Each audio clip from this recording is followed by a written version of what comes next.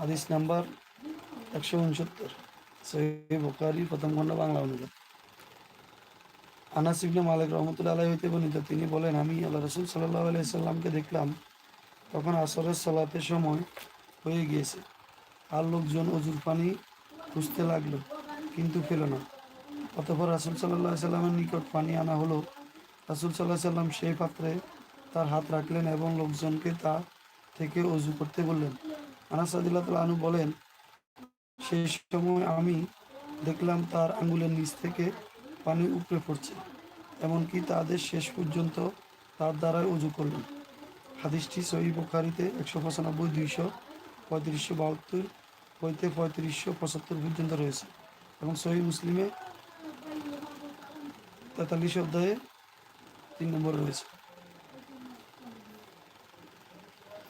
হাদিস